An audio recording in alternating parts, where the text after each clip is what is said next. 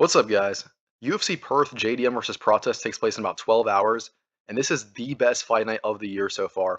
Not sure if it'll be the best one all year. That Macau card's looking pretty good, but this is definitely an amazing card, at least for an Australia card, in my opinion. And I'm looking forward to see all these fights. In this video, I'm going to be giving my betting predictions for some of these, bets that I myself will be making. So it's not just ones that look good, but ones that I am putting my money where my mouth is. Without dragging things on, let's get into it. First up, we've got Tuivasa versus Sutherland does not go the distance. Now this fight, Battle of the Blobs, I mean, Tuivasa, he's on a 6-fight losing streak. He most recently just lost to Taliesin Teixeira. Sutherland, he's on a 2-fight losing streak. Tuivasa is actually the favorite, even though he's on that nasty losing streak. He's a minus 200 favorite. I can't see myself betting on him, though. I mean, 6 losses in a row is absolutely diabolical.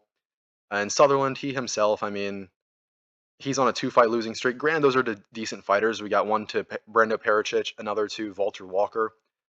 Pericic, I don't want to say he's untested, but we don't know how good he'll be just yet. Walter Walker's an absolute beast, though. I got to put some respect on his name. That being said, Tuivasa's on a terrible losing streak. He is fighting in his homeland, so he has 2 reasons to win. I mean, if he loses, he's at risk to get cut from the UFC. I've been saying that last 2-3 fights, though, so who knows? Sutherland, if he loses, he lost to a guy that was he'll be on his 3rd loss, and he'll be the first guy out of 7 to lose to Tuivasa. So both these guys have a lot to lose, in my opinion. Definitely thinking that there will be a knockout or TKO win in this fight. Both these guys have their backs to the wall. Neither of them really can afford to lose, literally.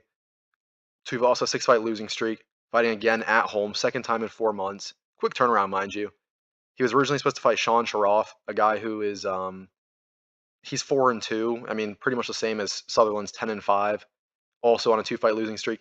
The only difference is he's fighting on short notice, so that actually helps Tuivasa a bit more.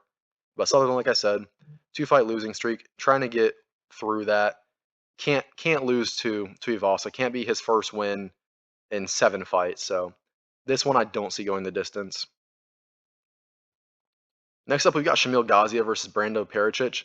Now, Gaziev is a fighter that Shamil never goes the distance. I mean, he only has 1 fight in the UFC that's gone the distance so far. He's either getting knocked out or knocking people out. And getting knocked out, that was a one-time thing. I don't want to say he's an animal, he's a beast, but he is he's one of the best unranked heavyweight fighters. Pericic the same. I don't want to disrespect him, but none of his wins are over tried and true, battle-tested guys in the heavyweight division. Pericic, he's a beast, though. He's on a decent winning streak. He just actually beat Sutherland by TKO. Before that, beat Elisha Ellison. So Pericic, he's trying to keep his momentum going. He's a guy that gets finish wins pretty often. Gaziev, I'm not gonna sit here and say like, he gets beat pretty often, but rarely goes the distance. Has 1 knockout loss. I definitely think he's gonna bring the momentum. I think we'll see in the first round or 2 if there's anything there. If it goes to the later rounds, I favor Pericic. I think that Gaziev slows down, but both these guys are heavy-handed. Both these guys have, win streaks they're trying to keep going, keep the momentum up so they can get a ranked spot in heavyweight. I don't see this one going the distance. I see it as a chin or be chin fight. Honestly, like Sutherland versus Tuivasa, but I don't say with not necessarily with higher stakes, but I don't know. I mean, these guys, I think it's more likely to end in a finish. Next up is Salkild over Dariush. Now this one, I tried to play devil's advocate for Dariush. I tried to sit here and like fake hardcore, be like, oh, he has a chance, XYZ. Salkild, I don't say he's a knockout artist, but he has a lot of knockout wins over. The reason I don't say he's a knockout artist is because they're over unranked guys. He has heavy hands, though. You have to respect that. His parents own a bakery. Put to sleep. Knock the fuck out. Dariush, I wanted to say, Salkid's not beating like crazy guys. He was finished in 37 strikes by Oliveira, then finished in 8 by Arman, and then finished in 3 by BSD. So clearly, there's a trend here of like, don't get me wrong, I think BSD and Arman definitely hit harder than Oliveira, but And again, Chin in 37 strikes, then 8 strikes, then 5 strikes, and this is after, 37, 8, and 3, and this is after like a year and a half, 2-year, break recovery. His age is showing, and this guy's 36. He's got more gray hairs than black. I mean, I did want to sit here and say like, oh, he's fought some of the best in the lightweight division, but he gets knocked out by all of them, right?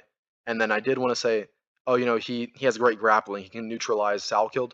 Salkild's last win is a submission win. Granted, it was over Jamie Belarki, but Salkild is a decent grappler as well as striker. He's not the most well-rounded fighter, but he is a very well-rounded fighter. So I honestly can't see any realm where Dariush wins. I mean, in the striking, Salkild has more power. Grappling, Salkild is younger, stronger. I think he'll have more endurance. As the fight goes on through the later rounds, I cannot see a Dariush smudge wrestling win. I can't see him outstriking Salkild over 3 rounds. I don't see any way that Salkild wins. Dariush wins. I cannot see any way this happens. Salkild, I think he gets it done, whether it goes the distance or not, whether it's striking, grappling, whatever. Dariush, he's just too old. His chin is compromised. Not much to say. I really want to give him the benefit of the doubt. Can't do that, man. And then finally, Prates versus JDM. Now, I don't want to say I was going back and forth, but I was very unsure. I was fence-sitting this one pretty hard.